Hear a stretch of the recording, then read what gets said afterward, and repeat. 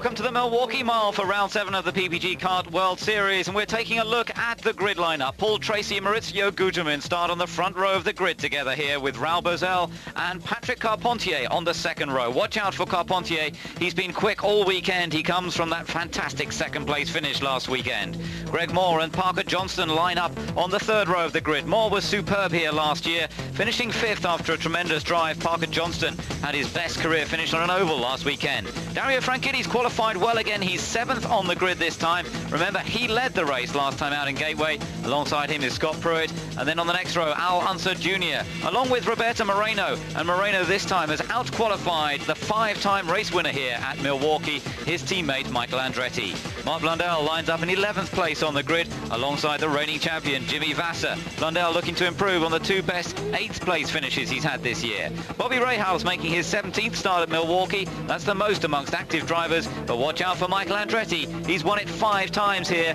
Not many people would put money against him running a 6th time here today. Gilles de Ferran and Gualter Salles are next up on row 8 of the grid. De Ferran had a good 3rd place finish last weekend, and Salles was going well at Gateway. Alex Zanardi's down in 17th place. He's moved up into 2nd place in the championship now. Brian Herter starts alongside him. He's had a bit of a disappointing weekend so far. Andre Ribeiro and Max Papis line up together on the 10th row of the grid. Andre Ribeiro scored only his 2nd top 10 finish of the season last weekend, and Max Papis the fastest of the Toyotas. 2 more Toyotas behind him. Juan Fangio leading the challenge from Dan Gurney's team alongside his teammate PJ Jones. Jones made his debut in the CART Series here just 1 year ago. Behind them, Richie Hearn, one of 6 drivers making their first start at Milwaukee in this season's racing. Adrian Fernandez lines up alongside him in the spare car after crashing his primary car. Michel Jourdain and Paul Jasper line up together on row 13. Jasper only just getting his car out in time for qualifying yesterday, and not recording a time at all yesterday, the Japanese driver Hiro Matsushita. We ride on board with Roberto Moreno as they get into the build-up, but I'm joined as ever by Jeremy Shaw. And Jeremy, we've got a great prospect for the race today and some record-breaking possibilities today as well. Indeed, we have Paul Tracy. As you say, they're going for a record 4th victory in a row, or record equaling, I should say, 4th victory in a row. Also, Penske Racing chasing their 100th victory. So a great day in prospect for Penske Racing. They've already had 1 win today. Clint Mears, driving for the Penske Auto Centers, won the Indy Lights race earlier this afternoon.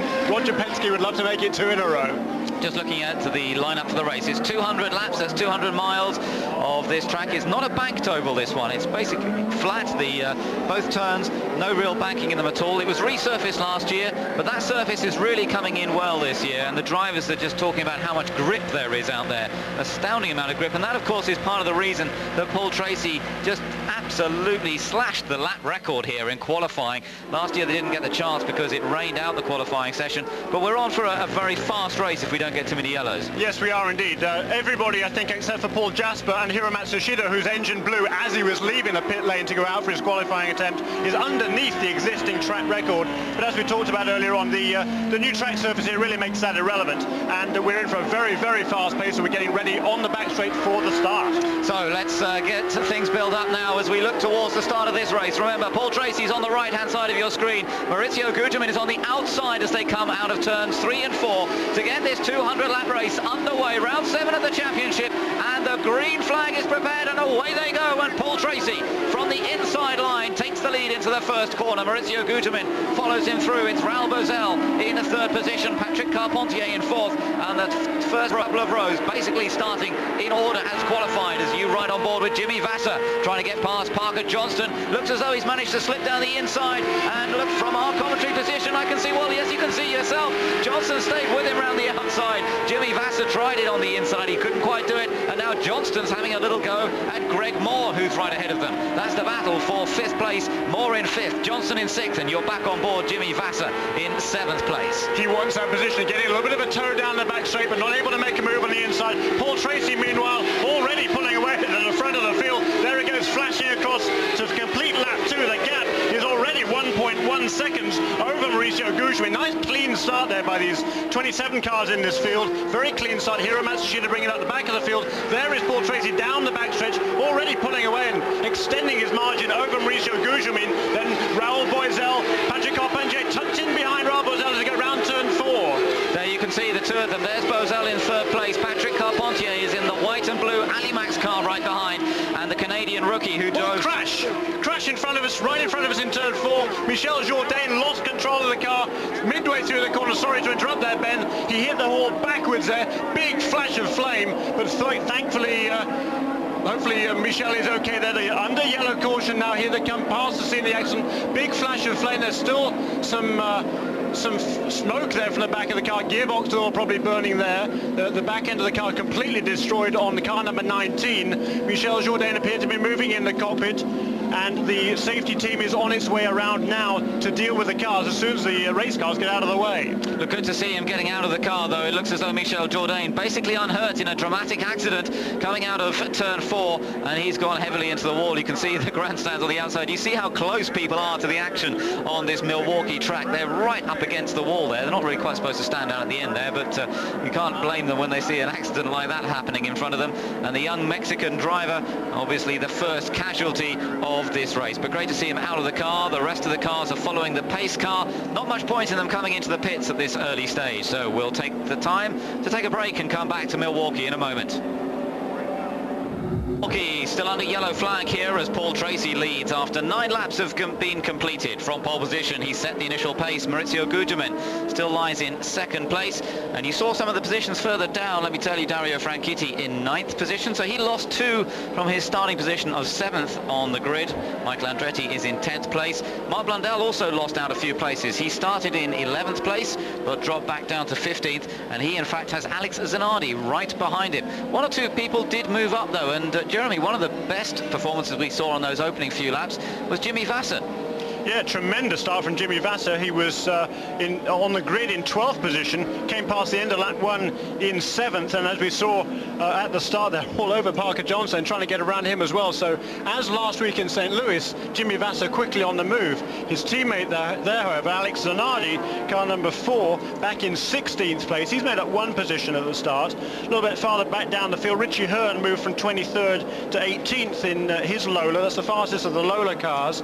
And I think it's fair to say that Lolas have been really struggling this weekend, really towards the tail end of the field all weekend, and all the drivers complaining about looseness in the cars, or actually primarily understeer in fact, but clearly that wasn't the problem for Michel Jourdain, who lost control of his car on lap 3 there. Pretty heavy crash there for Jourdain. Good to see him out unhurt. Yes, that's right, and the clear-up operation of Jourdain's car is continuing at the moment. We saw Zanardi there just having a little follow him around the field. Surprising to see him qualify so far down this time, down in 17th position. He was saying yesterday that they've had the same problem that they've had the last couple of races, in that once the tyre temperature is up, then the car's performing well, but it doesn't seem to build up that grip very quickly. So that's obviously a bit disappointing. Sounds Zanardi is number 2 and trying to close down. As though we've just got somebody down in the pits at the moment. Let's just have a listen. Australia that has spilled over into recent events. And in fact, yesterday in a practice session, Zanardi was extremely angry as he got out of his car, ran up, confronted Tracy at the end of the session, and accused him of trying to block him deliberately or get into him on the racetrack. The emotion of the moment was very, very hot. The chief steward, Wally Dallenbach, sat down with both drivers. They diffused the situation, they say. Everything is cool. But believe me, this rivalry is hot. Jan Mikas? Bernie Myers is the man on the other end of the radio with Michel Jourdain. Did he say anything about the accident? Do you know what happened? Now, we've been fighting the car for 3 days. The Lowells are really struggling here. We made some changes between the warm-up this morning and the race. Unfortunately, we made the car loose. That's not what you want here. Unfortunately, we're in the fence. We ran well at Rio and Medicine. We're disappointed today. All right, they still have 1 car in the race, though. Bob? So looking back at the leaders, Paul Tracy pulling them around, Maurizio Gugelmin and Raul Boesel in 3rd place. And we just heard reference, Jeremy, there to a little incident between Zanardi and Tracy. Looks as though we're going to go green flag racing again. We'll come back to that a little bit later on, because Paul Tracy now beginning to pick up the speed as they come past us in the commentary box, so out of turn 3 and 4 and take the green flag once again. Restart on lap number 14 and Carpentier. Carpentier takes 3rd place from Raul Boesel on the restart. He is immediately on the pace once again, as he has been all weekend. In fact, he's been fastest on the Friday and was just a little bit off in qualifying yesterday. They just changed the setup on the car slightly, and that really lost him the chance of qualifying in the front row. But it looks as though this car is working brilliantly well in the race, and now he's putting Maurizio Gugelmin under pressure for that 2nd position. Great effort there. What a super drive from the young rookie driver. He was the Toyota Atlantic champion last year. This is just his, what, 7th start in the IndyCars, and he's all over the back end of Mauricio Gugelmin to come round 3 and 4 to complete lap 15. Long way to go. Great start by Patrick Carpentier. It is a long way to go, and what you've got to watch out for from these cars is as they go through the stint, the cars tend to get into more oversteer. The handling of the car can get away from them. It's quite warm today, and that can make a difference, more like it was at the end of yesterday's qualifying session. The teams haven't necessarily done that much running in these higher temperatures. Really is a beautiful day here in Milwaukee today, blue sky and sunshine. That could change the car's handling as they go through the first stint, and we'll get a clearer idea after another 20 laps or so as just who has got their car dialed in the best. But this is the battle for second place. Mauricio Gugelmin versus Patrick Carpentier, and Carpentier, as a result of that second place that he had last weekend, the best result for the Bettenhausen team in some 12 years of trying, is now the leader in the Rookie of the Year competition. It's given him quite a healthy lead over Scotland's Dario Franchitti. Dario will be out to make up for that today, and he lies in 9th position still at the moment, with the 5-time winner of this race, Michael Andretti, 1 position behind him in 10th place. Everybody else at the moment fairly well strung out. Franchitti and Andretti are 2 of the closest, in fact, and Alonso Jr. back down in 12th place. He lost out a lot at the original start of the race, and obviously he's not making up much ground at the moment. No, it's not, is he? Nobody really making much progress at the moment. I think it's pretty much status quo. Well, Paul Tracy in a couple of laps will be coming up on a couple of tail enders. The first hitman you'll have to deal with actually was Adrian Fernandez, who's had just a miserable weekend in the Takati Quaker State car of Steve Hall and that's Tasman Motorsports.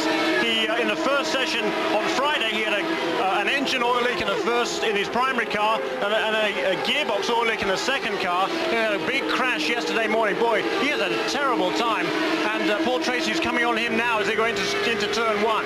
We're looking at the battle between Bozell and Moore. The battle for 4th place at the moment, as Paul Tracy, we can tell you, is getting up amongst the back markers already, so-called back markers. But remember, to put a lap on somebody means that you're only less than 20 seconds ahead, so it doesn't take much to start lapping the slower cars here. And Tracy has already put 1 car down a lap. That is Adrian Fernandez, and he goes chasing after the other cars now. But this battle for 4th is still looking good. Raul Bozell, the pole sitter from the last race in Gateway, and then he had a very strange electrical problem it was in the end that caused Raul Bozell to coast past us and to stop. He got back into the race, but it lost him all that time. But that really was a bit of an odd one, wasn't it, Jeremy? It really was. Very, very strange indeed. And I gather it was something that he could have easily reset in the cockpit. As soon as he got back to the pits, they realised instantly what it was, and they were able to get the car fired up, and on his way he went. But by then, of course, several laps down and completely out of contention. Yeah, so that was disappointment for the Brazilian on pole last time out, but he's had some good results here in the past. He's matched his best ever result. He's had a 2nd position here in 93, had a couple of pole positions here as well, as we look back towards Mauricio Gugelmin and Patrick Carpentier also getting in amongst the slower traffic now. But Paul Tracy's up ahead. He's already established over a 2 seconds advantage. Paul Jasper's next car to be battled as this battle for second continues. We'll take a break.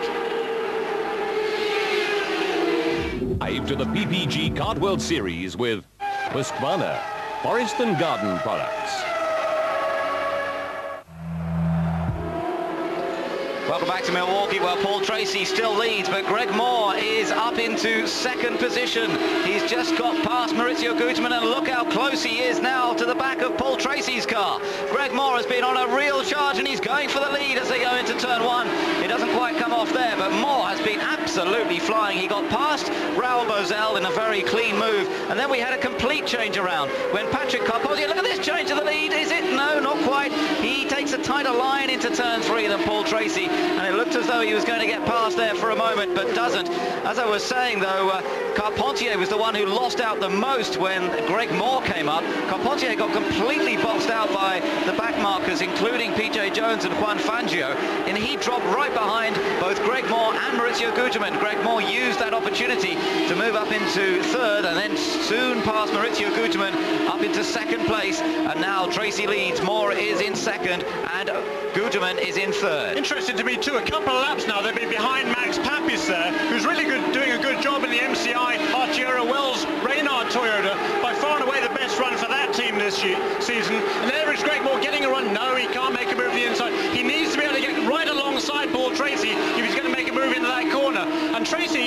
sort of stabilized down. He's running mid-23 second laps, which is a good bit slower than he was going a little bit earlier, and he's not able to make a move on that Archero Wells car at all, is he, Ben? No, it's surprised to see that Tracy can't do it. Greg Moore's had a great run this time, though, and now he's got the chance to get alongside. Now watch Tracy, he'll try and go around the outside, but no, he doesn't really in the end. He just settles in behind Greg Moore and lets Greg Moore go through. Didn't seem to fight that one as much as you may have considered, but for the moment, Greg Moore now takes over the lead. The two Canadians up front here at the moment. Moore leads. He's got Papis between himself and Tracy, who seems to be losing a little bit of pace, but don't forget, fuel strategy will come into this race to a certain extent. If they go green all the way, which they won't already, we've already had quite a lot of yellow. It's a 3-stop race, but they could squeeze it to 2 stops if they're lucky. Huge group of traffic here up here. There's Mauricio Gugelmin also looking down the inside of Paul Tracy. Can't make it happen in turn 1. Tracy Trump still stuck behind Max Papis. Cannot get around a Toyota. That's very interesting indeed. There's both Gugelmin and Carpentier right behind him as Papis goes the inside of Brian Herter. Traps out Paul Tracy. He can't make that move around the outside. No, Tracy's struggling so much to get past Max Papis, and if he's not careful, he's going to lose second place here. Gugelmin tries down the inside as Tracy this time actually makes advantage. He gets past Papis at last, and now it's Gugelmin who's trying to get past Max Papis. There is Carpentier, who's lying in 4th position behind this particular group of cars all battling for position. And well, in fact, Carpentier is just there. Yes, you can see he's there with Zanardi, who's now a lap behind them. Zanardi down in 16th place, and that really is a surprise for the Italian to see him so far down. Cannot seem to get that car to work to his liking. But Tracy there in 2nd position, struggling to maintain the pace of Greg Moore. But you wonder a little bit if they're not just watching the fuel as well, even at this early stage of the race. 3rd place for Gugelmin, 4th place for Carpentier, and then 5th position is Raul Boesel, 6th for Jimmy Vasser, 7th for Michael Andretti. Yeah, Michael Andretti is really moving up well. There is a battle down the field. There is Michael Andretti trying to make a move on Jimmy Vasser. That is the battle for 6th place. Andretti has been moving up very steadily. He started 14th. He was, where was he on the first lap? He was actually 10th on the first lap, and here he is trying to make 6th from Jimmy Vasser as he going into turn 3. Can't make it happen this time, but he's going to be trying to make a move too. There they are, right ahead of those two, of course. Raul Boesel in 5th position. That's right, so we've got the 3 cars battling for 5th place on board with Michael Andretti once again in 7th. There's Jimmy Vasser's Target car right ahead of him. The Target Chip Ganassi team, the same as for Alex Zanardi, and indeed he's looking very, very good at the moment. But Greg Moore is our race leader after 46 laps completed. Back on board with Michael Andretti, and Jimmy Vasser is about to be passed. Andretti's got a great run. He might get past Boesel, or not quite past Boesel, but he's on the inside of Vasser. Vasser now tries to go around the outside of Boesel. Fantastic racing, all 3 of them, and Vasser it is who loses out in the end. It's Raul Boesel who maintains 5th place, but Andretti's now gone up to 6th, and Vasser loses out in the traffic, and he goes back to 7th. But this is all part and parcel of oval track racing. If you can't deal with the traffic, you're not going to win the race. It's a part of being competitive, and now he's about to lap teammate Alex Zanardi. Zanardi trying to get out of the way there as Vasser comes through, and Zanardi really off the pace here. He'll be disappointed to see that group of cars go past him. But now on board with Raul Boesel and Michael Andretti, again looking threatening in the Swift chassis, the car that won the opening oval track race of the year at Homestead, and he seems to have got a good race set up on this car now. Hectic stuff, isn't it? This is what short track racing is all about. Just non-stop wheel-to-wheel action. 3 and 4 abreast going into these flat turns on the Milwaukee Mile. Fabulous racing. That's why there's a capacity crowd here at the mile. The infield is packed. The grandstands are packed. It's a great sight with the blue skies, and tremendous racing for them to watch. It is just what they wanted to see here today. Absolutely fantastic. A full house here of around 45,000 people, and they're being treated to some great oval track racing. Michael Andretti on the chase still of Raul Boesel. Remember, up front, Greg Moore is still the race leader, doing a great job. He's opened up a 2-second advantage or so over Paul Tracy in 2nd, Gugelmin in 3rd, Carpentier in 4th, and then the battle that we're watching for 5th place as Boesel takes a slightly wide wider line into turns 1 and 2, building up to around 185 miles an hour at the end of the back straight, a little bit more than that, and just easing the left foot onto the brakes through these 2 turns. I was talking to Mark Blundell earlier about it, and he's saying you don't ever really fully... Oh, we've got another crash. It's Parker Johnston this time. Parker Johnston has crashed, and that's out of turn 2. So Parker Johnston is the next victim of the wall here, and Johnston was running reasonably well up the order, but is out of it now. Well, he was, but it's funny, his timing is interesting, because I was just about to make that point. The last couple of laps, he'd slipped back from 8th place back to 12th, going backwards very rapidly indeed. Whether he had some sort of a tyre problem, perhaps, or maybe even a slow puncture, he was certainly losing ground, and of course it caught him out in the end and backwards into the walls. Very hard indeed for Parker Johnston, as you say, the exit of turn 2. A lot of the cars have been suffering cut tyres this weekend, and this is where you do begin to wonder that some of the cars do have sensors on the wheels to know when the tyre has lost pressure. And let's just hope that that's not going to cause a problem in the race today. Bit of debris around. Let's hope Parker Johnston's okay. We haven't seen any movement yet, but he may just have been waiting for the other cars to come past. Let's take a look. You can see the back end let go on him quite early on, coming out of turn 2, bang into the wall. And that didn't look like too heavy an impact as these things go. It's ripped the rear wing off, damaged the gearbox area of the car. The safety team in place to tend to Parker Johnston. The very likeable ex-IMSA racer, had an incredibly successful career in sports car driving, and the pit lane closed at the moment, but it may well open for the leaders in a few moments' time.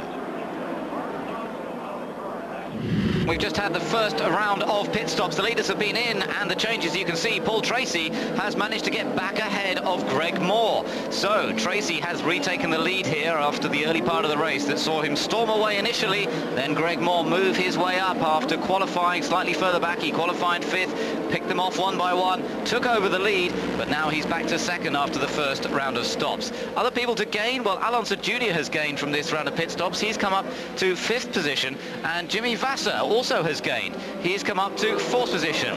Up on the top of the grandstand is Rick Mears, wearing the cap and the headset, and Rick Mears keeping an eye out, of course, for the Penske team. Rick Mears won his first ever IndyCar race here today. Jeremy, there's a bit more history made today, though, wasn't there? Yeah, 1978 was that first win for Rick Mears, and as you say, this morning his own son, Clint Mears, wins his first Indy Lights race, his first professional race win. That's Clint Mears in the family-run team run by Rick and his brother Roger, both IndyCar racers, of course, in their own right, and extremely successful. So great day for Mears so far. Here is the restart. Paul Tracy leading the field once again. Great, so let's get this race underway. Lap number 61, they'll be coming around to complete again. Well, 62 there, in fact, as you can see, as Greg Moore and Maurizio Gugelmin go chasing after Paul Tracy, but in fact Michael Andretti there on board with Michael Andretti. He started in 7th position on this restart. He now tries to get past Patrick Carpentier. Carpentier making a move on Al Unser Jr. Unser Jr. on the outside as they come out of turn 4. Unser Jr. not quite able to hold off Carpentier unless he can do it down into turn 1. Carpentier still trying to make this move stick on Al Unser Jr. Jr. still keeping around the outside of him through turns 1 and 2, and right behind them we've got Michael Andretti looking to pick up the pieces or the advantage should anything happen ahead. Unser now trying to squeeze in ahead of Carpentier. These guys have been running side by side now for nearly 2 miles, and Unser still trying to fend off the young Canadian. Ali Max car of Carpentier on the inside, and Jeremy, what about this? What a race! This is nearly 3 miles. This is absolutely fabulous stuff. But Carpentier's still on the inside. It's a shorter way around, but he can't carry quite the momentum into the corners from that inside line. Here he is, turn 3 and 4, and so still sticking it out on the outside. Fabulous stuff. Really good, and don't forget Patrick Carpentier in his first season of this type of racing. He has raced in the Atlantic Championship on this track before, but he's been fending off Al Unser Jr. and finally he gets ahead, and now we should see him take the advantage. But what great clean racing between these two. That's what oval track racing is all about, and even Al Unser Jr. in the end had to say, well, you've got it, Patrick, and the Canadian went ahead. So Carpentier now up to 5th position. Michael Andretti still behind Al Unser Jr. in the battle for 6th place, as Paul Tracy on this restart has really opened up quite a sizable advantage over Greg Moore. Quite a surprise to see that, and he really has stretched away up front at the moment, as Carpentier is now putting Jimmy Vasser under pressure. You ride on board with Jimmy Vasser. He is in 4th position, Vasser, but Patrick Carpentier is the one to watch. If he could battle like that with Alanza Jr., he's been on the pace here all weekend, and 2nd place finish, of course, last weekend at Gateway. He is definitely the guy to watch at the moment. Of course, we saw it in the early laps. We saw also Paul Tracy pull away, and then Greg Moore and the other guys, Gugelmin, were able to close in on him. So we'll be able to see whether that happens again now. His last lap for Paul Tracy, 22.8. A couple of laps ago, he did a 22.1. So the gap already has come down from 2.1 seconds to a little bit under 2 seconds. Pretty much stabilised. But I think we've got some interesting stuff to go this afternoon. First of all, you okay? We've got Parker Johnson in the pits. What happened? Well, the last few races, we've had a debilitating understeer during the race that we thought was going to go neutral to loose, and it kept us from going to the front. So this weekend we said, that's it. We're going to have this thing neutral and have a fast race car. Well, it went from neutral to loose to what we call wicked loose in a very short amount of time. And I hit a bump coming out of turn 2, being very careful, and just lost it. Thanks, Parker. Well, it's good to see Parker Johnson's okay. We've had 2 cars out of this race already, remember. 2 yellow flag periods. Michel Jourdain was the first one to crash on the 3rd lap. Parker Johnson on lap 53. And now both of those drivers are okay, so that's the main thing. Watching this incredible battle going on up ahead of Patrick Carpentier. Jimmy Vasser we're riding with once again, and he's got to get past Adrian Fernandez in the Tecate car there on the inside now. Fernandez being lapped again by these guys, but watch out for Unser. Alanza's joined in the battle once again, and he's now looking to get back past Patrick Carpentier. And don't forget that Michael Andretti's not that far behind this little group as well in the black car, so he's looking to pick up some pieces here. Carpentier just about managing to fend off Alanza Jr.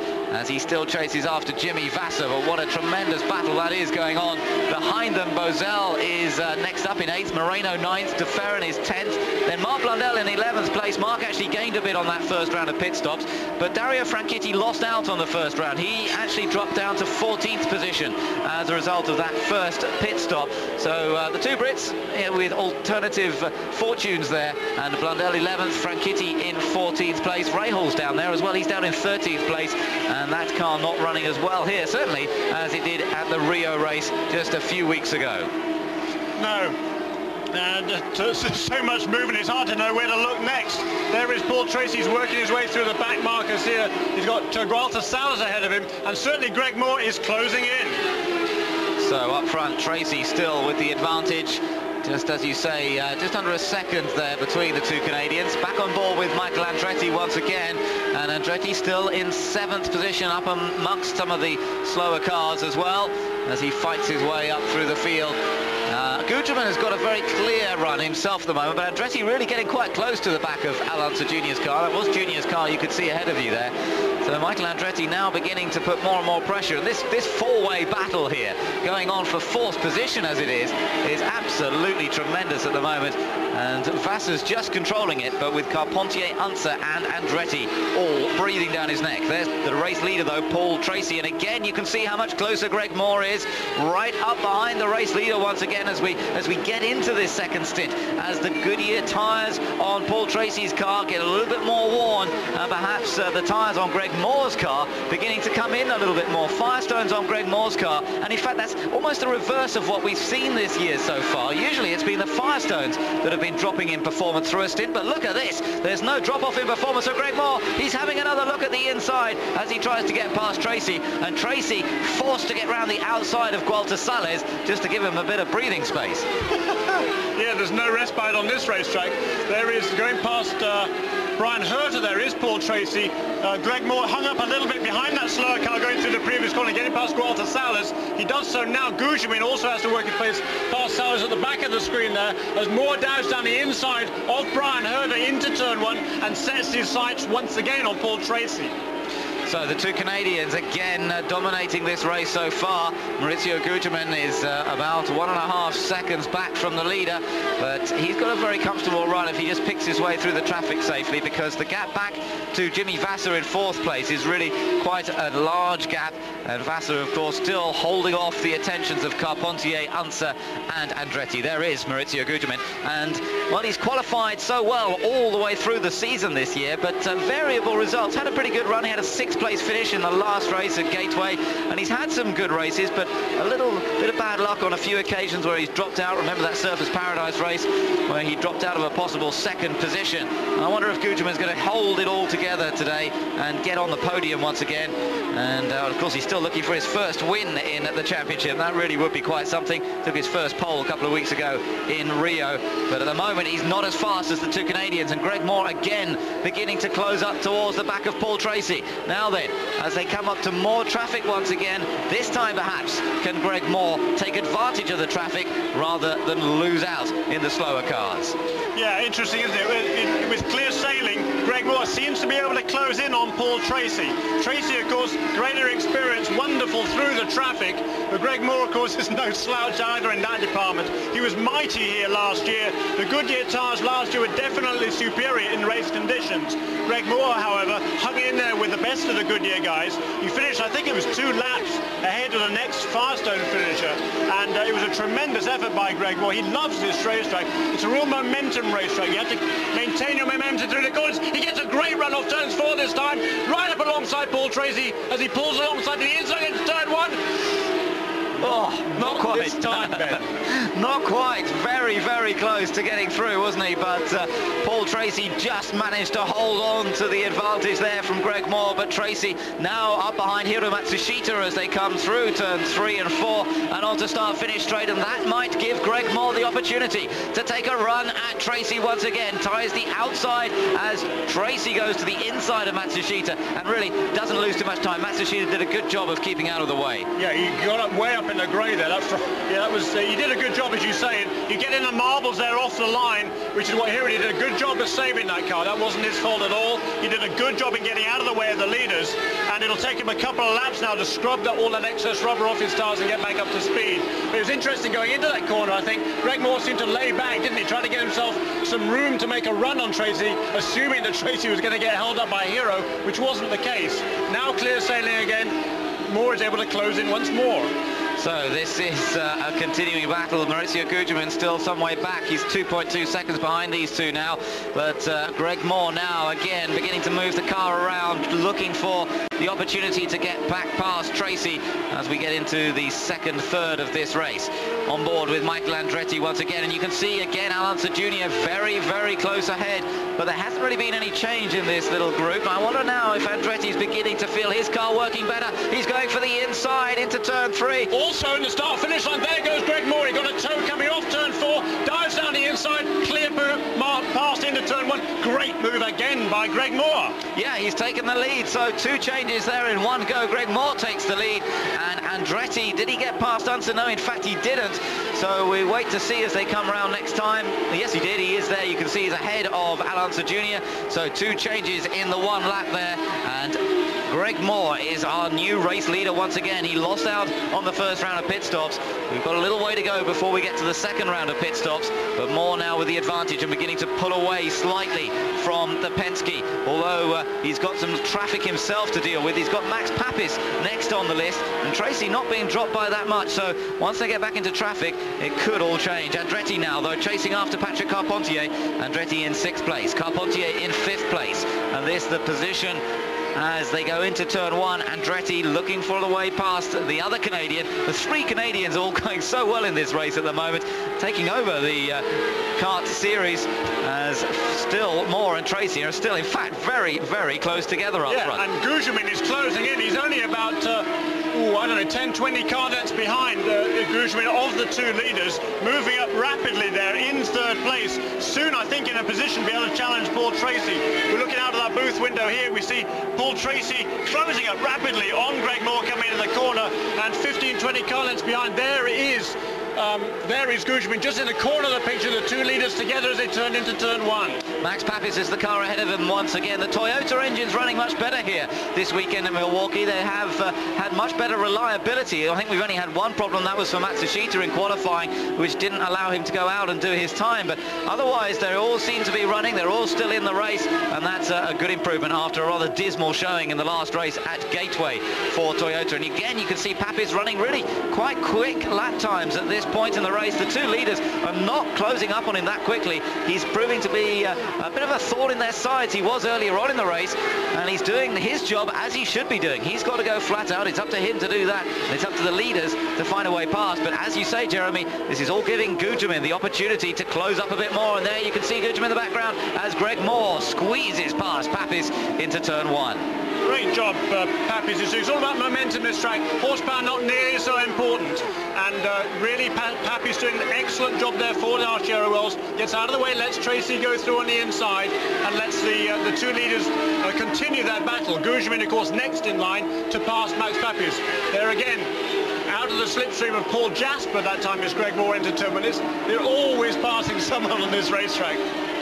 It's a busy time out there at the moment, let me tell you, as Moore leads after 93 laps. Tracy second, Gugelmin in third. And just a bit further down, Mark Blundell still running in 11th place. Dario Franchitti holding on to 14th position so far. Welcome back to Milwaukee, and Patrick Carpentier is struggling a little bit with the handling of his car. He's radioed into the pits. They're going to have to make a front wing change when they come in to make the second round of pit stops, and he's lost a position to Michael Andretti. So Andretti now has gone up into 5th position and is very close behind Jimmy Vasser. Let me just tell you, it's still Greg Moore who's leading. We've gone just past half distance. Moore leads, Tracy second, Gugelmin is third, Vasser in 4th place, then Andretti in 5th, Carpentier is in 6th, then Alonso Jr. dropping back a little bit in 7th, Raul Boesel in 8th. Gilles de Ferran, who you ride with at the moment, is in 9th place. Behind him is Roberto Moreno in 10th, and Mark Blundell running well in 11th place. Behind Mark is Scott Pruitt, Bobby Rahal, and Dario Franchitti still holding on to 14th, with Fangio 15th and Alex Zanardi right down in 16th place. Greg Moore almost got into the back of a slower car. I didn't actually see which one it was. It's right in front of us with a huge group of cars all together. Greg Moore had to lift right out of the throttle going coming off the turn, and boy, that was a narrow escape indeed, but he did get away with it. No harm done, no foul, and Moore again now on his own. He's closing up on the whole knot of 4 or 5 slower cars. Oh, there goes Fangio spinning. Fangio spins, takes out Gualter Salas. That was right around the race leader. Moore very lucky to get through. A wheel bounced off the inside over the wall into the spectator fence. That was a narrow escape. I think we're a bit lucky there, folks. But yellow again now, lap 106 we're on. And that was a nasty incident there with Fangio and Gualter Salas. Salas unable to avoid the spinning car of Fangio. There's 2 cars against the wall there in turn 4.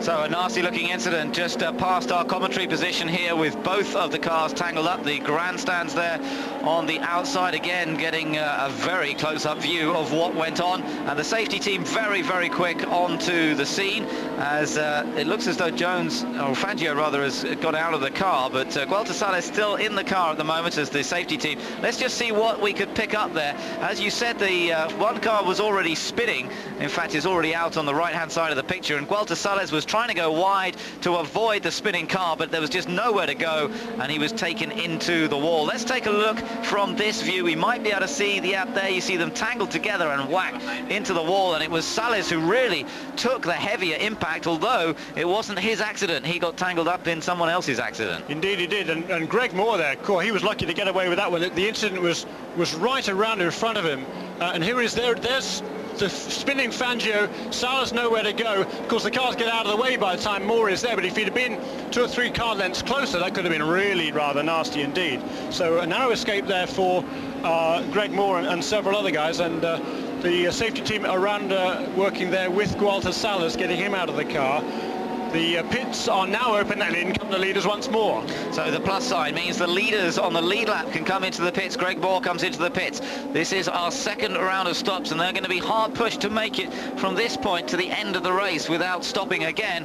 It would be very tight. Greg Moore a little slow. Oh, and he nearly hits Rahal. Rahal comes in just as Moore tries to come out. He nearly stalled it. Surely he's going to lose time in the pits here. The other end of the pit lane is Paul Tracy. It looks as though he's going to get out in front again. Paul Tracy gets out out in front. Greg Moore lost quite a lot of time in that pit stop, and he's lost out to Guterman as well by the looks of things. Moore comes out in third place now, so a disastrous stop for the Canadian, who was leading once again when they came into the pits, but once again as they come out of the pits, he's dropped away, and this time not just down to second, he's dropped down to third place as Paul Tracy takes over the lead of the race again. Now, of course, they had the opportunity there, Paul Tracy and the Penske team, to perhaps just amend any of the settings on the car to try and get it to handle better in the second part of the stint. That seems to have been their downfall so far. It runs so well in the first part of the stint, but the second part of the stint just drops away, and that's where Greg Moore has been so strong. Some of the back markers into the pits, including Frank Kitty, but Tracy gaining from that round of pit stops.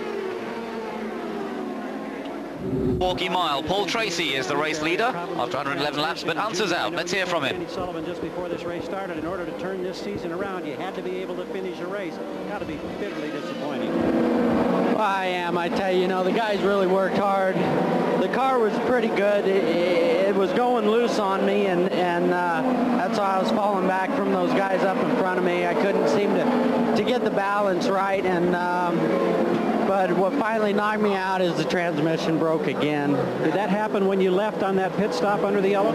It happened when I left on the pit stop, yeah. We've been having a few problems with our clutch, and I pushed the pedal down, the clutch wasn't there, and at the same time I tried to go into first gear, and it just, you know, without a clutch it just tears up the box, and so I had first and second, and nothing beyond that. Thanks, Junior.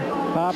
So a disappointment once again for Alonso Jr. What a tough season he's having to endure at the moment. It just doesn't seem to be coming together for him at all when it is coming together so well for his teammate. Failed to finish last time out. We're just taking another look at this pit stop of Greg Moore. Now, it didn't go very well. The actual tyre change and refuel went okay, but then he was a little slow trying to get the clutch up himself. Hot clutch, and then of course Bobby Rahal coming in from the background here. Look, bit slow getting away, then had to lock up because Bobby Rahal was pulling in right in front of him. Then finally he was able to get underway, but that dropped him down to third place in the order as they came back out of the pit lane. Tracy is now our leader ahead of Guterman and Moore in third.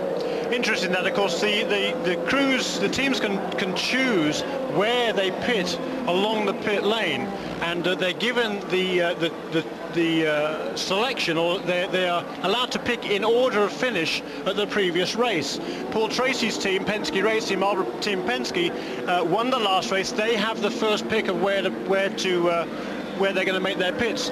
Traditionally, they always pit at the far end of the pits. That way, as they come into the pits, they have a clean run down the pit lane, nobody in front of them. They run the speed limit down the pit lane at the maximum speed that's allowed in the pit lane. They make their stop, and then it's 100% full throttle out of there, no traffic around. Greg Moore, of course, stopping at this end, that's the danger that he has, hitting other cars as they come out of the pits. We've just had a report as well that he did make contact on the nose cone, on the nose wing of his car with Rahal's car. Now, obviously they're not clear if that's done much damage yet, and he probably won't really get a much chance to know until they're up to full speed, but there was definitely contact between the two cars there in the pit lane, even though he tried to lock up. Now, there's the work going on Gualter Salles' car, and obviously there's a great deal of care being taken with the young Brazilian who was involved in that accident with Juan Fangio that set up this yellow flag period, and the car safety team, of course, taking extra caution. They always do. If there's any pain from the driver, if there's any danger of any sort of neck problem, they will always take quite a lot of time getting the driver out of the car, and they'll often put the brace on, even if it may not be strictly necessary. Obviously, it's much more sensible to be safe in this sort of situation, and that's why it's taking a little while to clear up from this yellow flag. And let's hope that Gualter Salles not too badly hurt, but he may be in a fair degree of whiplash in that accident, Jeremy, because he went into the wall pretty fast. Yeah, he did indeed, and he sort of sandwiched between the wall and another car as well, so you get a sort of a double whammy in effect, and we just have to hope that Gualter is okay there. I think he is out of the car now. I think that we're looking out of our booth here in turn 4, and they appear to put him on a stretcher, and they'll take away and they'll have a good look at him in the infield care centre, and if they need to be, they'll take him off to the hospital for some more detailed analysis down there. Well, the CART safety team really is a pretty major affair, now run by Dr. Steve Olvey, who's the Director of Medical Affairs for the safety team. And as you say, they've got a tremendous facility that actually is a mobile unit, goes to each and every racetrack. It costs them some $1 million to set up that medical center. It was brand new for last year. and it really is a very major part of the safety for the drivers. Of course, if it's necessary, the drivers are then can be stabilized there and then helicoptered elsewhere.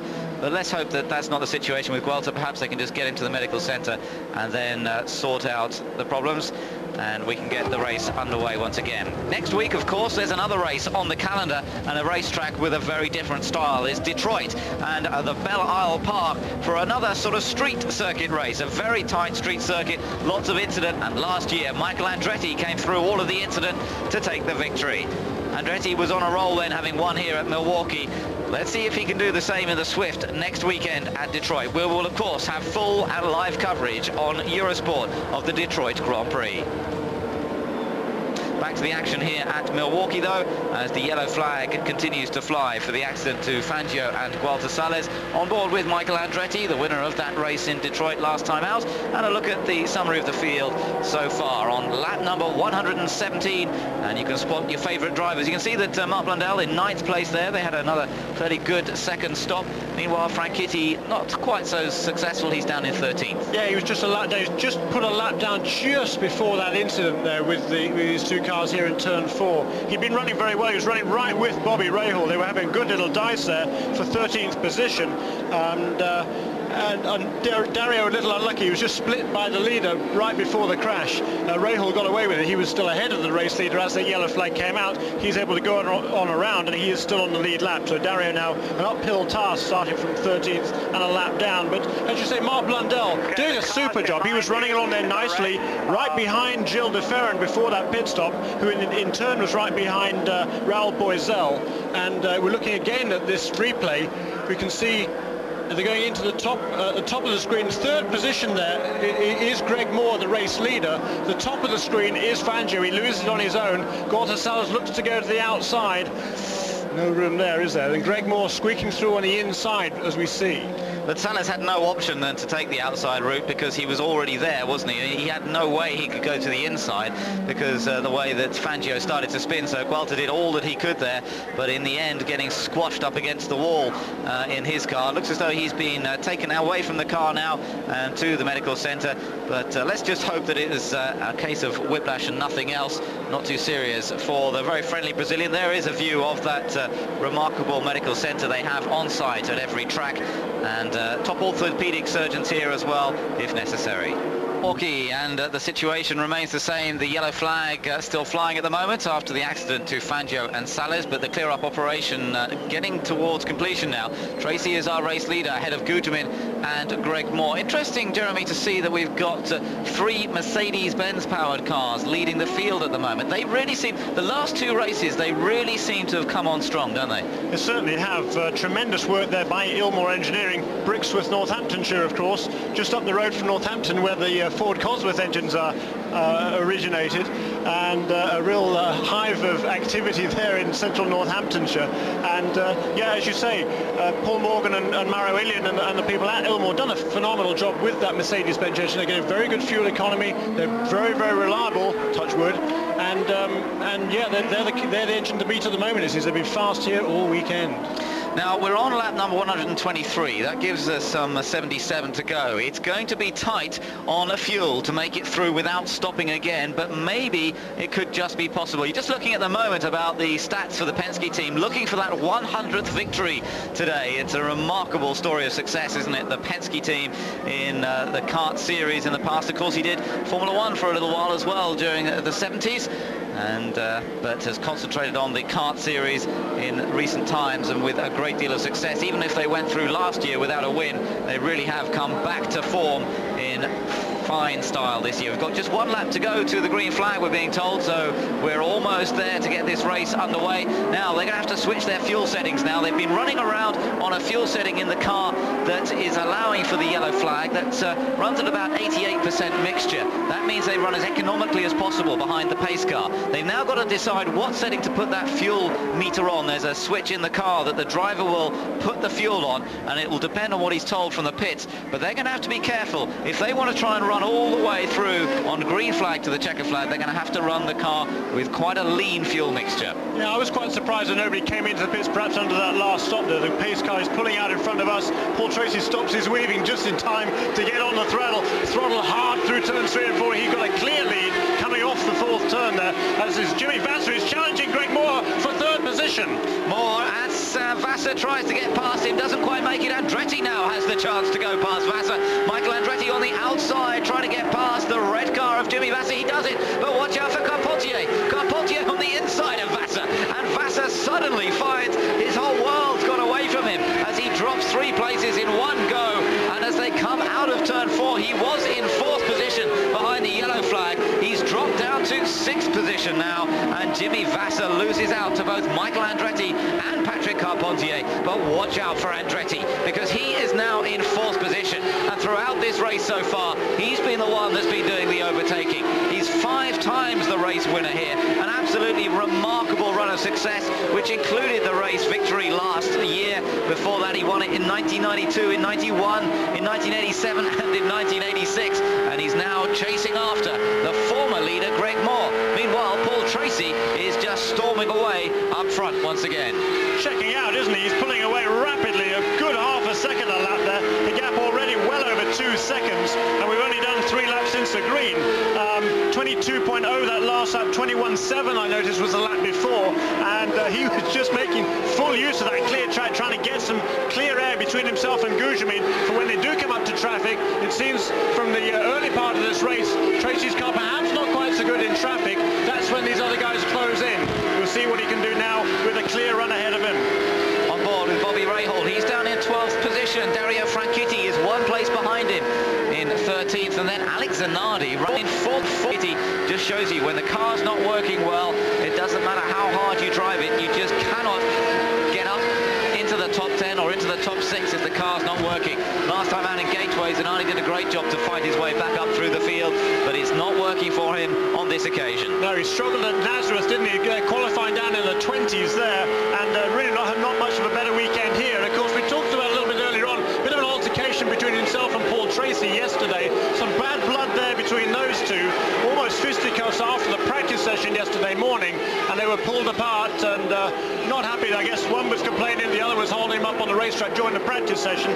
Pretty silly, really. I think just a give and take on this sort of a racetrack. You tend to get very, very close on this racetrack, and you have incidents. So it's just a question of making the most of it and not getting involved in anything undue. So interesting that, but Paul Tracy, he's got his own back now. He's out leading the race, and Alex Zanardi back in 14th place. Concentrating on Bobby Rahal a little bit at the moment, and that's understandable. Crash again, Max Papis. We've got a crash, same place, just a bit further down the start-finish straight, and it's Max Papis this time, who has crashed into the wall on the exit of turn 4. The Italian, in his first full season of the championship, he gets out of the car. That's good to see after the earlier crash, and we've had several cars. It's a total now of 5 cars off at that particular point on the racetrack, and Max Papis is the latest on lap number 133. Now then, this is going to be interesting. With the pit lane will be closed for a moment or two under this yellow flag. Are we going to see people taking advantage of this to come in and then go to full rich mixture? This is the replay. Let's see what happened to Max. He lost it. The back end just got away from him, and then the flash fire in the back part of the car as the gearbox and engine oil caught fire, and everybody else managed to avoid it. Thankfully, nobody else was tangled up in the incident, but a fairly major crash for Papis. Yeah, I wasn't looking at that one, but I heard the bang. I thought, what's that? I looked out the window, and there's this flash of quick, as you say, flash fire there, and Max Papis able to get out of the car right away. That's extremely good news. A rear end impact there. We talked about it in St. Louis as Max gives a wave to the crowd there, and shame for Max. He's doing a nice job. He was running in 17th place. He's only a couple of laps down, and was really doing a nice job. And here comes Paul Tracy into the pits. We thought there might be pit stops, and here is Paul Tracy leading the way. So Tracy into the pits. This will be the last round of pit stops, because there's just some 66 laps to go, and that will be able to run all the way through to the checker flag. So this is the last one. Penske have done a great job so far. Can they do it again, chasing that 100th race victory? This team is so pumped up to try and achieve that result here today. Away goes Tracy. He lights up the rear tyres, but but he didn't get out ahead, and it's interesting, it looks as though a couple of the other guys have gone for short stops, just perhaps putting in a bit of fuel maybe, and perhaps not putting on tyres as well, because Guterman and Andretti have managed to come out ahead of Paul Tracy. This is going to be a fascinating run, and Greg Moore hasn't come in at all. He's still out there behind the pace car, and he's hoping to make it through to the checkered flag on the amount of fuel already in the car. I guess with the Penske of Tracy, it's been so quick that they're hoping he's going to be able to overtake running the engine full rich and be able to get up through the field and overtake the leaders. But what a battle we've now got set towards the end of this race. That's going to be very interesting indeed. I don't know, they're going to be struggling to get to the finish here, I think, without another yellow or so. Here's another replay of that crash. We'll see on the right-hand side of the screen. There goes Max Papis, just loses the back end of the car, tail end into the wall. And we talked about it in St. Louis, how much work they've done to try and protect the driver in just the event of that kind of accident, a rear-on impact, where the gearbox hits the wall first, and really the loads are transmitted through the back of the car, and the softest part, of course, is the driver. So they put more absorbent material between the seat backs and the driver's back itself, and it's certainly, I think, been extraordinarily beneficial this year. We've seen several people walk away from that kind of an impact. Gualter Salas, of course, he didn't go in tail end first, did he? He was taken in front end, really through no fault of his own, of course, and we still have no word yet on Gualter Salas. We hope he's okay. We're great to see that Max Papis able to hop out of that car as if nothing had happened, and that was a heavy impact. Let me tell you, that would have been at least 150 miles an hour, and significant G-forces there, and Max able to hop right out and wave to the crowd. That crowd on that grandstand is getting quite a dramatic view this afternoon, that's for sure. Michel Jourdain was the first to go off there. Parker Johnston was in fact down at the other end of the racetrack, but a very similar looking accident. Then we had the accident to Gualter Salas and Juan Fangio, and now Max Papis, of course, has backed it into the wall in virtually the same place. Greg Moore continues to lead the cars behind the pace car at the moment, and with the various cars coming into the pit lane, Jimmy Vasser has now popped up into second position, and Raul Boesel third, and Mark Blundell is now fourth in the lineup. He also has decided to stay out there and to risk running through to the checkered flag, and they'll all be watching to see how long this yellow flag lasts. The guys who haven't made a pit stop will be hoping this yellow flag lasts several laps, and then they might just be able to squeeze their fuel all the way to the end of the race. But it could be a similar situation to what we saw in Rio, Jeremy, with Bobby Rahal running out of fuel with just a lap to go. Oh dear, yeah, there's going to be some cross fingers there in the pit lane and in the cockpits these next few laps. Of course, the top five then, just to recap: Greg Moore, as you say, Jimmy Vasser, Raul Boesel, Mark Blundell and Bobby Rahal. None of them came into the pits. The other 7 cars on the lead lap did so. That's Gugelmin, Andretti, Tracy, Pruitt, De Ferran and Carpentier. Oh, and Moreno, I beg your pardon. So interesting strategies there. Some of the people changing tyres, others not during that stop, and a major shuffle around. A good stop, excellent stop there by the Pac West team, and Paul Tracy's team took a little bit longer with their stop, and he's back down in 8th place. He's got a lot of work to do, hasn't he? He has. I think we just heard that Gugelmin indeed didn't put tyres on. All they did was just put some fuel in. So that was how they've managed to get him ahead of Paul Tracy in the running. The question is, will those tyres hold up for him all the way through to the end of the race as well? He could end up losing some performance, and that could drop him down the order. Just looking down to position 12 there, the top 12 all scoring points in this championship. Roberto Moreno is in 12th, Dario Franchitti just behind him in 13th, Zanardi 14th, then it's PJ Jones, Brian Herter and Hiro Matsushita. That's about it, I think, that we have still running in the race. Yes, we've got 2 Toyotas are still running there. Hiro's 4 laps down. But he's actually been doing a pretty good job this afternoon. He was running pretty strongly early on. A couple of times he's had to get right offline, picked up dirt on his tyres, and that's cost him valuable time as he has to scrub that dirty rubber off the tyres and get going again. You know, we talked about that, whether people came into the pits or not, or whether they changed tyres or not during that pit stop. They'd only done half a dozen laps of green flag running since the previous pit stop, so so far as tyre wear concerned, fairly negligible. The only concern, of course, is whether or not they pick up any debris from that accident. Yes, that's right, and there was certainly a fair bit of it flying around in the air when Papis backed into the wall that hard. They're certainly cleaning up things very quickly, though it shouldn't be too long before we get this underway again. But we're now coming round to complete lap number 140 at the end of this lap. That would give them 60 laps to go to take it right through to the 200 miles. And it is going to be very entertaining to see whether they can hold on to that. But don't forget, Tracy, certainly in the early part of his stints, has had a performance advantage, so he may even be able, like we saw in Gateway, just to be able to pick them off one by one and work his way to the front without really having to worry about the fact that he spent the time in the pit lane. Right, now that is the interesting thing. Of course, when he's pulled away in the past after a green flag, he's had nice clear road ahead of him. Now, of course, he's mired back in the pack. There's a lot of cars ahead of him. There's a couple of lap cars in there as well. I think he's about 10th in line from the front, so a lot of work to do for Paul Tracy, and there's some pretty quick motor cars in front of him, including, of course, right ahead of him there, as we're on board with Michael Andretti. He's never an easy man to get around, particularly when he has such a good car on a racetrack like this. These two have had some wonderful battles on the ovals before. I can't wait till it goes green again. Yeah, that's right. It should be quite something as they race for victory here at Milwaukee, and Michael and all of them really looking, well, both of Andretti and Tracy looking for new records here. Andretti looking to make it 6 wins here at Milwaukee, and Tracy looking to make it 4 wins in a row this season. And of course that would really give him an extremely comfortable championship lead. He already has a comfortable championship lead over Alex Zanardi, and his lead at the moment is some 19 points over Alex Zanardi. Scott Pruitt lies 3rd in the championship, another 6 points behind. Michael Andretti is 4th in the series, so he could really do with a victory here. But even if he were to win the race, Michael Andretti, and Paul Tracy not to finish, then Andretti would still be some 12 points behind the Penske driver. So with Tracy in this sort of form on the oval tracks, don't forget we're coming to the end of the oval track stint that we're in at the moment. Next weekend we'll be going to the street track at Detroit, and there we may well see some different cars up there and performing well. Having said that, don't forget Tracy was right on the pace in Surfers Paradise, wasn't he? Yeah, that is one of the great things about this series, though, is the variety of racetracks on which we run. Only 2 more oval tracks, I think, to come this season are Michigan Speedway and the new Fontana, California Speedway in Fontana, California. 2 super speedways, of course, completely different configuration to here.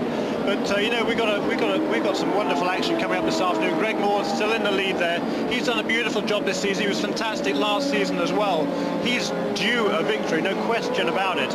And assuming he has enough fuel to make it to the finish, he is going to be a very, very hard guy to beat. So we see Mark Blundell coming in for a quick splash of fuel. He was running in 4th place, hadn't stopped earlier on. They've redone their sums. I reckon they're going to be going green in 2 or 3 laps now. He says that's a bit too dodgy for me. We need to come in and make a pit stop. Alan McDonald this weekend taking over the engineering duties for Mark Blundell, taking over from Jim Hamilton, who's moving more into a development role with the team. And Mark's done a super job this weekend, hasn't he? He'll fall to the back of the pack now. He knows he's got enough fuel to go to the finish at least, and that puts more of a question mark, I would say, over Moore, Vassar, Boiselle and Bobby Rahal. He's used to gambling on fuel. They won't want to run out again, will they? No, that's right. They've had enough of that already. He became so close to his first win in 5 years in Rio, and I should think he'll be very cautious not to do the same thing again. But you don't forget they can change the amount of fuel they're actually using. Once it does go green, they don't necessarily have to run the engine flat out. They can run in a slightly more economical mode if they choose to do that. But of course you're then at the mercy of those guys who can run flat out because they've got plenty of fuel on, and they're going to be going that much quicker on track. So you could see quite a few changes as this race gets underway once more. And Greg Moore up front, not having stopped and looking to try and run as economically as possible, running the car perhaps you know, just trying to ease it into corners just slightly different. You've got to drive in a different way when you're running it for economy as well, and it's going to be tough to hold on to the lead position. Jimmy Vassar there right behind him. This tremendous run of finishes that Jimmy Vassar has, something like 23 consecutive finishes now. We've talked about in the last few races, and he still keeps going. Yeah. Wonderful to see. Yeah, and he's driving so well this season. He seems to have had all sorts of niggly little problems, but the defending champion really is living up to his form from last year this year. I think the results might not reflect it completely, but he is still 6th in points and you know, not that far out of 2nd and 3rd, and he really has done a nice job. He really deserves, I would say, a little bit of luck on his side. And you know, last weekend, actually, before the race in St. Louis, he was off down at Charlotte doing an IROC race, and he led that for most of the way as well, and had a very, very good run on the high banks in a Pontiac stock car. So Jimmy Vasser's duo victory, I'd say, this season. Right, we're ready to go racing again. The pace car lights are out, and as they come along the back straight, Greg Moore leads them around, and it begins to put the accelerator down. Jimmy Vasser is looking very keen as it goes green. He's not allowed to overtake, of course, before they cross the line, but he's trying to build up the momentum here, Jimmy Vasser. Green flag. Vasser goes for the inside into turn 1 and tries to squeeze past Greg Moore, but Moore's not having it, and as they come out of turn 2 and onto the back straight, Greg Moore has the advantage over Jimmy Vasser, with Raul Boesel in 3rd place, Bobby Rahal in 4th, and Maurizio Gugelmin next up. No, in fact it's not, it is Michael Andretti in 5th place, then Gugelmin, and Gugelmin are coming under attack from Tracy already. Watch Paul Tracy in the background alongside Gugelmin. Paul Tracy trying to make up for the time lost in the pit stop, and he squeezes past Gugelmin. Gugelmin didn't want to let him through, but he had to in the end, and that now puts Tracy into 6th position. And remember, he's got plenty of fuel on board, and he's got a fresh set of tyres, so Tracy is looking very, very promising now to take his 4th win in a row. He's got to get past Michael Andretti now. That's not going to be so easy. Andretti looking to defend his position. Oh, Tracy forced wide onto the grey, and that might even give Gugelmin the chance to come back at him. Tracy ever so wide through turns 1 and 2, and indeed Gugelmin trying to take advantage of it, but he can't quite do it. But there, Jeremy, just shows you once you get offline, you can really get into trouble. Ooh, can't you? Just one little slip, you get out on the marbles there. These soft tyres, of course, with the Grindstone tyre war, softer rubbing that we've had in the last few years, well, for the last couple of years, I should say, than in the past. That tends to throw off the marbles that come off the edge of those tyres, and they just accumulate right off the racing line. If you get a little bit wide, as we saw with Hiro Matsushita a little earlier on, you get into serious trouble.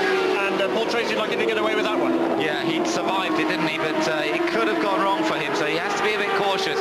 You can't afford to play games with Michael Andretti, and Tracy just judged that a little bit wrong, and it lost him a fair bit of time. And he can't afford to lose too much time, because if it stays green flag racing all the way through to the checkered, then Greg Moore will have opened up quite an advantage by the time Tracy's worked his way through these other cars. So he cannot afford to lose that sort of time behind the likes of Michael Andretti. And Andretti himself here now looking for a way past Bobby Rahal. These two with the same Ford Codsworth power in the 2 chassis, but of course remember Rahal driving the Reynard chassis built in England, and Michael Andretti driving the Swift chassis built in California. And the race is on between the two of them. Andretti, who started off the season in such superb style, has had a bit of bad luck in the last couple of races, but always one to watch, always in at the fight for the finish if the car's anywhere near good. And he now looking to find a way past Bobby Rahal. Greg Moore, though, still our race leader. There's the gap back to 2nd position, Jimmy Vasser. 3rd place for Raul Boesel, and then the battle for 4th position between Rahal and Michael Andretti. 2.3 seconds the gap that lap. Lap 152 completed by Greg Moore. He's coming around us now in front of us in turn 4, and a couple of slower cars ahead of him. A clear lead over Jimmy Vasser. Raul Boesel there also on his own in 3rd place. Then is Rahal and Andretti, and Tracy right behind him. Right behind Tracy is Gugelmin. We've got less than 50 laps to go. We've got a lot of racing to come.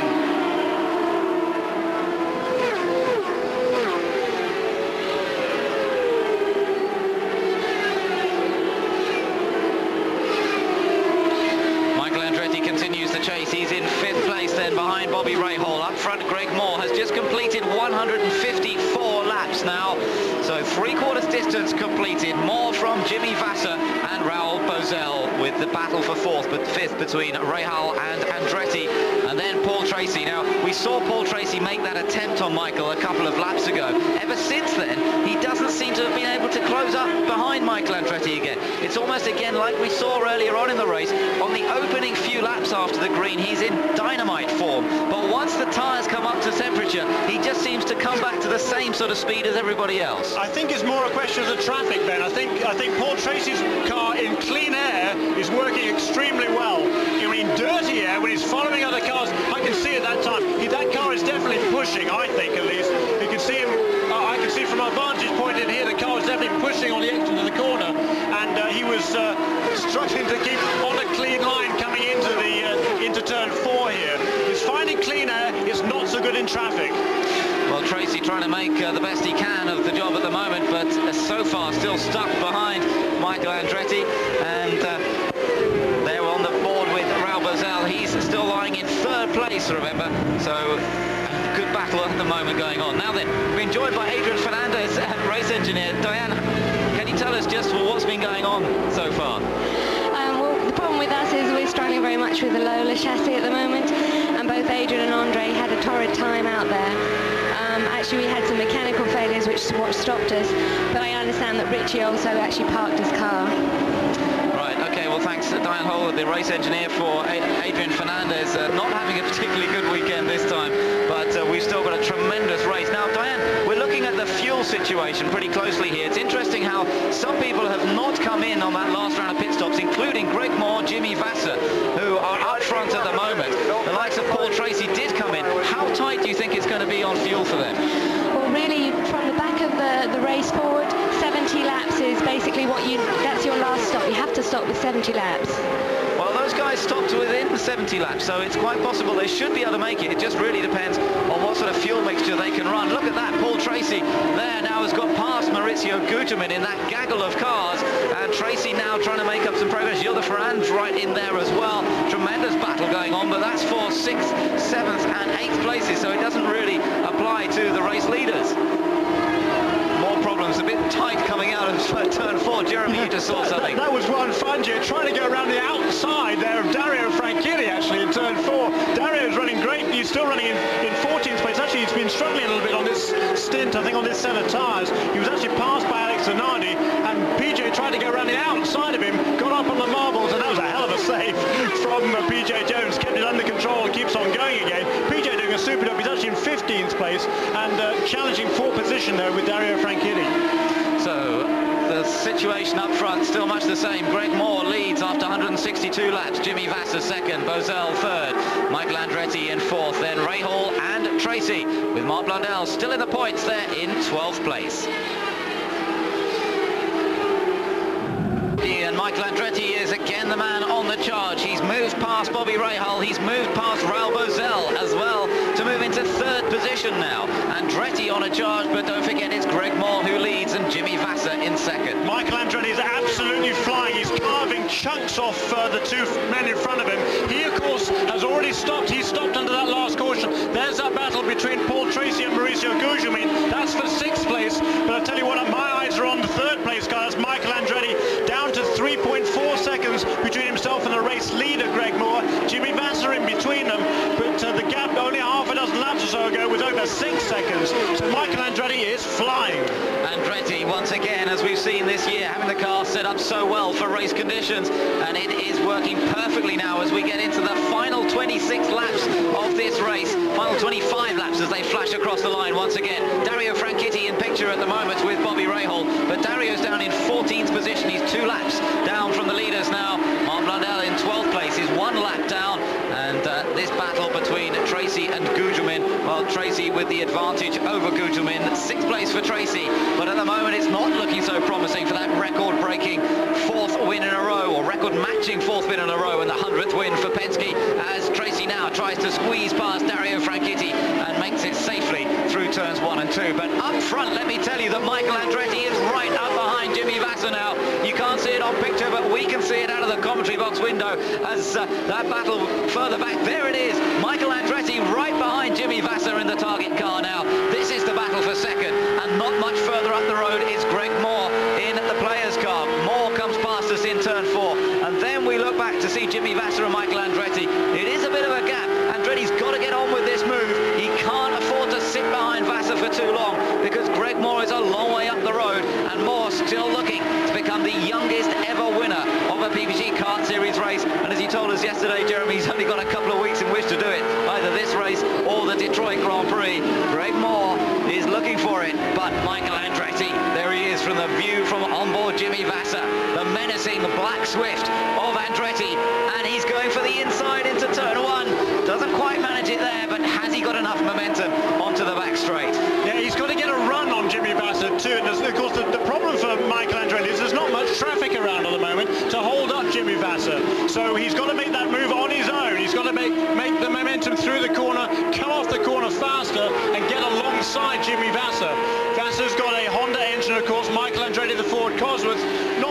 choose between them. Michael Andretti's car seems to be handling a little bit better, perhaps at the moment, but not much to choose. And meanwhile, Greg Moore running very, very consistently out in clean air. He's just lapped Mark Blundell, who is running well in 12th place. And then Hiro Matsushita is ahead of this two as we see him flash across the line. 20 laps to go.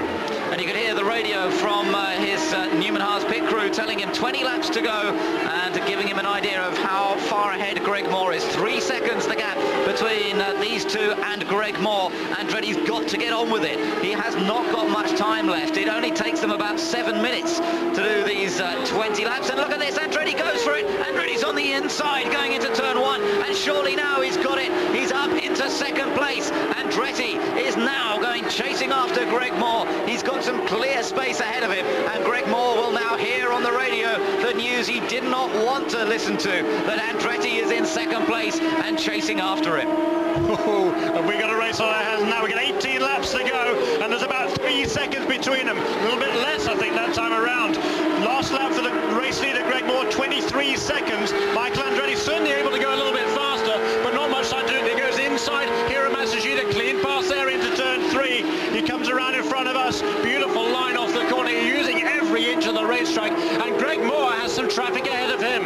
Yes, Mark Blundell lies between Greg Moore and Michael Andretti, but as you say, Moore now has to navigate his way safely past some of the slower cars, and this is perhaps Michael Andretti's opportunity. Coming up behind PJ Jones, Dario Franchitti's in that little group as well, and Michael Andretti really going quickly. That last lap is going to be a quick one from Michael Andretti. His last was a 22.721. Across the line they go at 22.6 this time from Andretti. That's one of the fastest laps we've seen up in that lead group, and Greg Moore now has to get through this traffic as quickly as possible.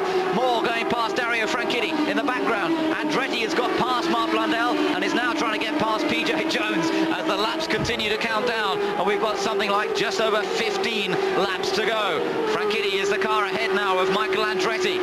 As you can see, the Hogan racing car of the Scotsman. He hasn't had such a competitive run as he had in Gateway, but he's not going to hold up Michael Andretti here. You're just looking back at the replay of Andretti going past Jimmy Vasser, and in the end, he made it look fairly simple. Got down the inside into turn 1, and there wasn't a lot that Jimmy Vasser could do. Textbook pass for the lead there, as you say, Ben Edwards, and a great pass by Michael Andretti.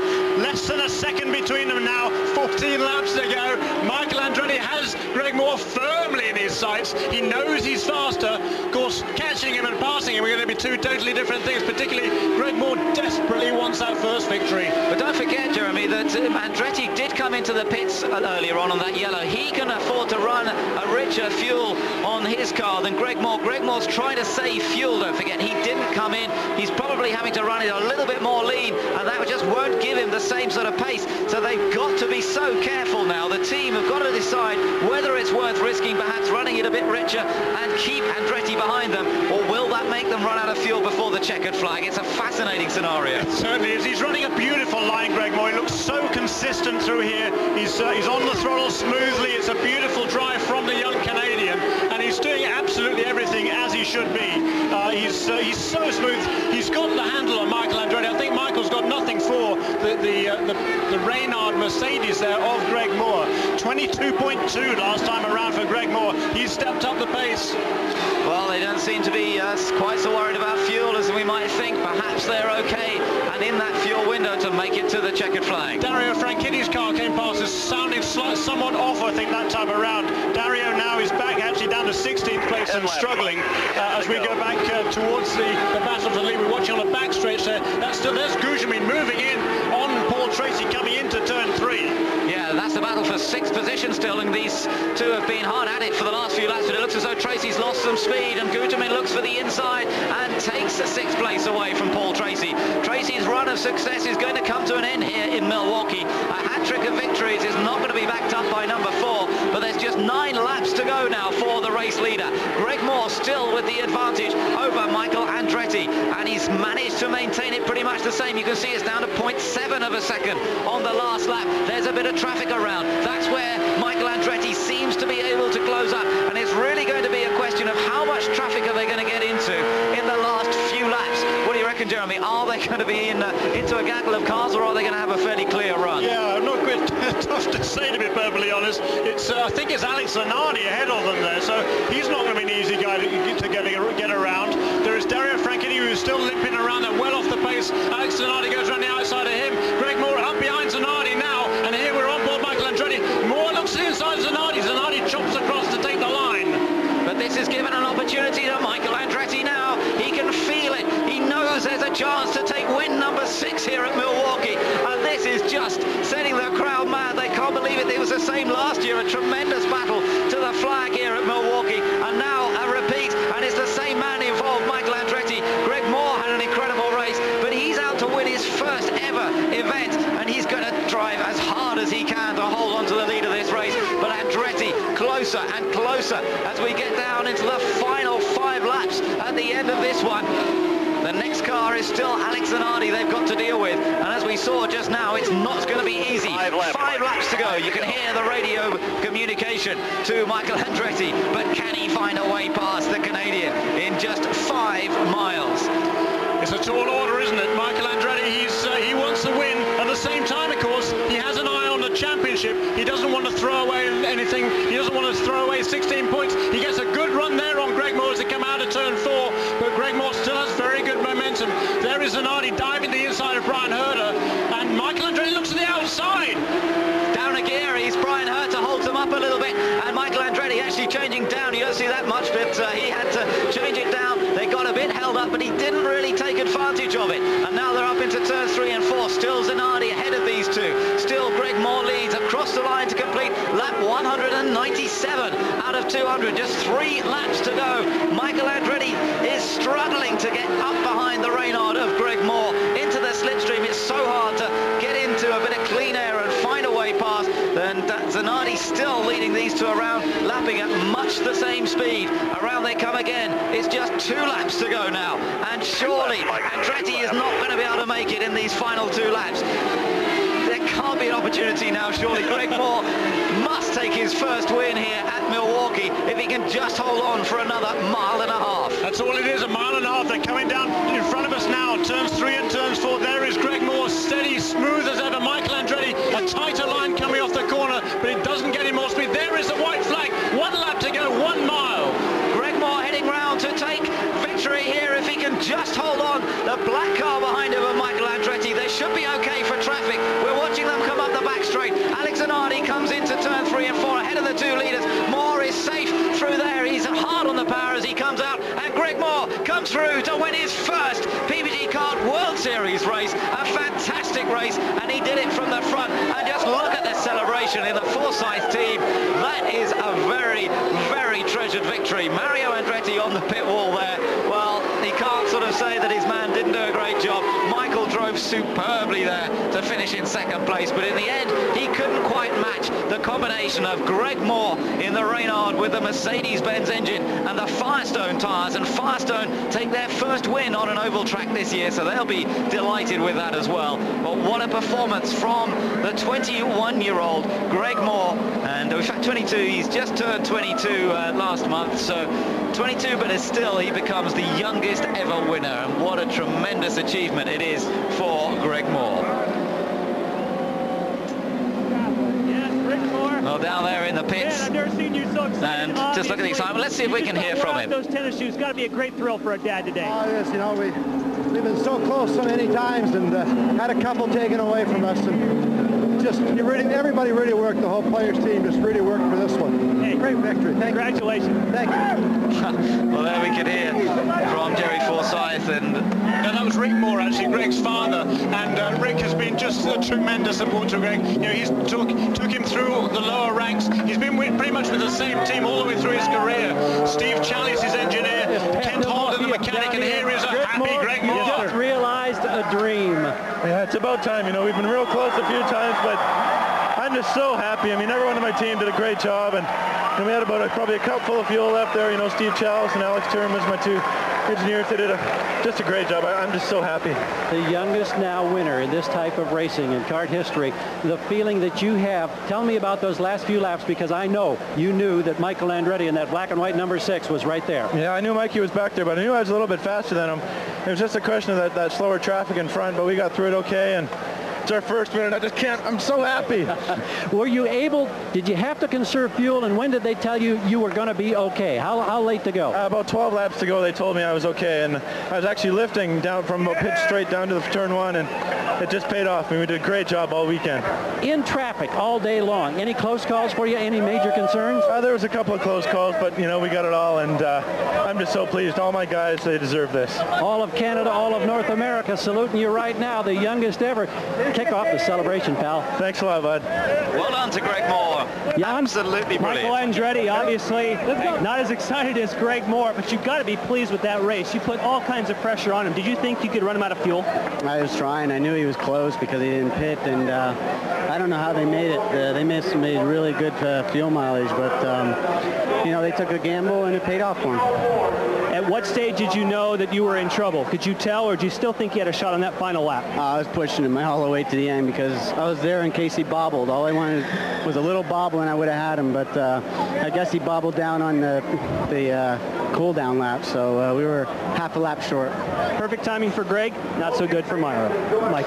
So Michael Andretti, but in terms of the championship, it was good stuff for Michael, finishing in second place here, and that puts him onto a total of 70 points. But of course, Paul Tracy still scoring well with that 6th place finish here today, and still leading the championship on 94 points. Mark Blundell scoring the final point down there in 12th position. Dario Franchitti this time out of the points. He was down in 16th, obviously had a car problem towards the end of the race. He was really touring around rather slowly, but a tremendous achievement for Greg Moore today. Fantastic to see him take the race victory. He certainly has deserved it for quite a while, and the winner here from Milwaukee, Greg Moore. Back on the podium, a lot of points. What were your chances in Let's just hear from Jimmy Vasser now, who finished third. So iffy on fuel. Wow, we were just trying to save as much as we could. I was running a map 2, real lean, wasn't running real strong, and letting off way before I got in the corner. But hats off to my target, Chip Ganassi Racing Team. They got me in and out of the pits real quick, and Julian Robertson, Tom Anderson with the figures on that one. I think we had about 2 eye drops worth of fuel left in the car. Headed for the podium, Jimmy Vasser in the 3 spot. So some great strategy calls there, and funnily enough today, Penske didn't call the strategies quite right, did they, Jeremy? No, they didn't indeed. A rare lapse perhaps there by Roger Penske. It's 6th place so for Paul Tracy. He'll have to wait a little bit longer for the 100th victory, but Bobby Rahal, you know, he ran out of fuel in the last lap, if you can believe that. Fell back to 11th place for Bobby Rahal, so that's a disappointment there for him. But it's a great day for Greg Moore. What a wonderful drive. The next race on Eurosport will be next week, the Detroit Grand Prix, and we will be there to bring you full coverage from that race, round 8 of the championship. But stay with Eurosport, because we've got the athletics match of the year live on Eurosport. You've got to stay with us to see the showdown. I hope you'll enjoy that from the CART series from today from Ben Edwards and Jeremy Shaw. We hope you've enjoyed some tremendous racing. There's certainly been lots of incident, but it's been the first win of his career for the Canadian, Greg Moore. We'll see what he can do in Detroit. Join us then.